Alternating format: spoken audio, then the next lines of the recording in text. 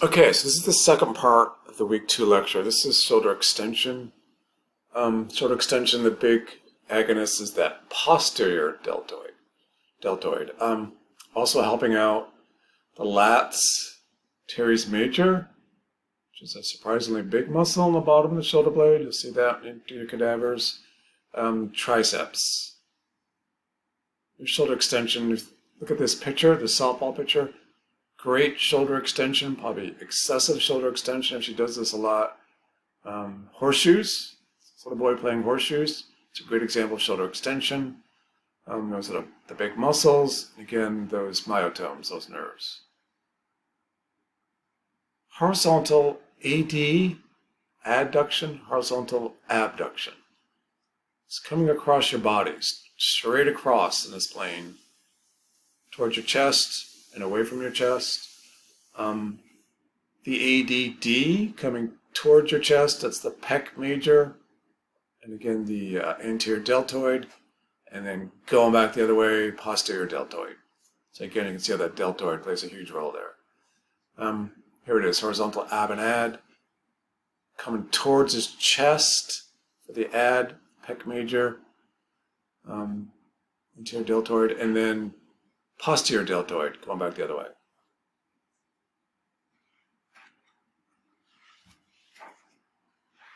You can see how you do it in different ways. I mean, it's not that pure motion that we test for, but she's horizontally kind of going back and forth. If you're thinking about brushing your teeth, motion of going back and forth on your teeth. She's adducting and abducting, pretty much in a horizontal plane here. He's kind of horizontally definitely abducting his shoulder, but he's horizontally abducting as well, coming away from his midline to do the deodorant thing. Similar motion, different plane.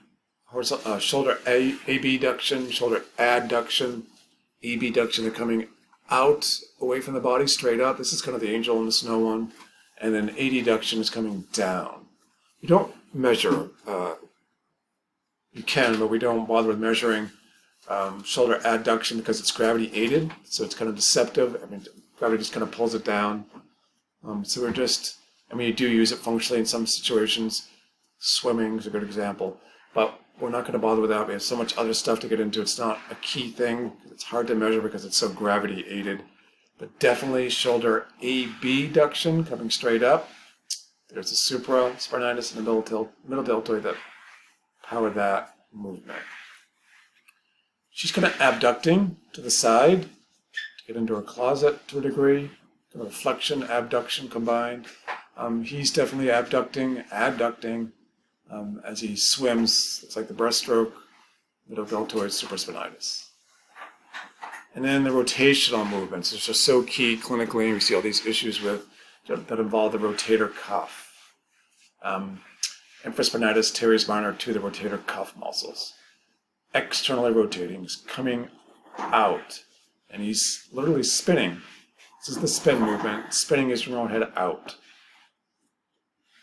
There's that external rotation, spinatus, teres minor, both on the back of the shoulder blade, scapula, and they attach to the side, and they just contract and pull it right out.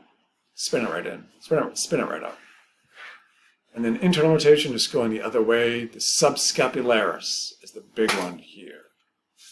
Inside, so it's on the inside of the scapula, attaching, and it spins it in. And you have the pec major and the lats as well that are involved in that. Great function movement. This little girl looks like she's externally rotating to brush the top of her head. And then when she's hooking her bra in the back, she's internally rotating. Guys, it's like kind of reaching back to loop your belt through the back or reaching back for your wallet. You're internally rotating. The external rotation, you have that infraspinatus teres minor we talked about, and then the internal subscap is a big agonist along with the pec major, the lats, and the teres major.